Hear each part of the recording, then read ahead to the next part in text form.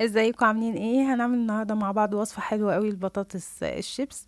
هنعملها بطريقه صحيه للناس اللي بتحب البطاطس كتير، وكمان للناس اللي عامله دايت هتبقى حلوه جدا، ياكلوا منها زي ما يحبوا وما يخافوش خالص. البطاطس صحيه بس المشكله بتاعتها انها بتتقلي في زيت. يلا نبدا بسم الله ونشوف البطاطس الحلوه بتاعتنا دي تتعمل ازاي.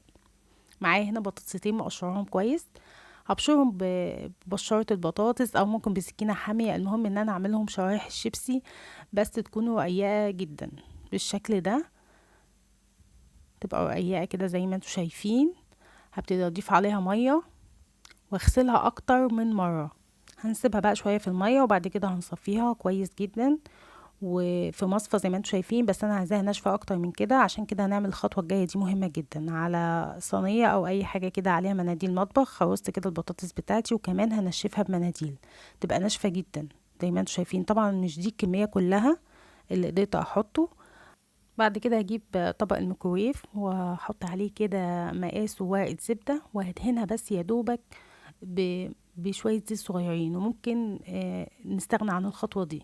هنرص عليها البطاطس بتاعتنا بالشكل ده زي ما انتوا شايفين جنب بعضها كده، يعني نسيب مسافة بسيطة خالص.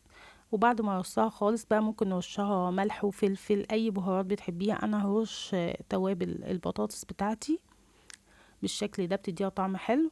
بعد كده هندخلها على الميكرويف، بتاخد حوالي 5 دقايق. ونفضل بقى نزود لغاية ما توصل للون اللي احنا عايزينه. هنا خلاص بعد ما خلصت حوالي 6 دقايق بالظبط وما قلبتهاش ولا اي حاجة، بيبقى ده شكلها وطعمها حلو قوي. هعمل بقى الكمية بتاعتي كلها واضيفها كده ببولة ونقعد بقى ايه نقزقز فيها. حاجة صحية وجميلة ما فيهاش مضاد حافظة. شايفين بقى الجمال؟ هسمعكم بقى صوت القرمشة. شايفين وسامعين؟ تحفة بجد، كأنه شيبسي جاهز. انا الولاد سابوا الشيبسي بتاعهم وكلوا الشيبسي ده، ودي حاجة كويسة جدا، حاجة صحية وما خدتش مننا وقت خالص. وطبعا نحط عليها اي طعم احنا عايزينه. شايفين مقرمشة ازاي؟ بجد جربوها تعجبكم. سهلة جدا، انا متأكدة ان في ناس كتير هتقوم تجربها دلوقتي. اتمنى فيديو النهارده يكون عجبكم او فاتكم. لو عجبكم الفيديو ما تنسوش اللايك والشير واشتركوا معايا عشان توصلكم كل وصفاتي، وبإذن الله استنوني في فيديو جديد. مع السلامة.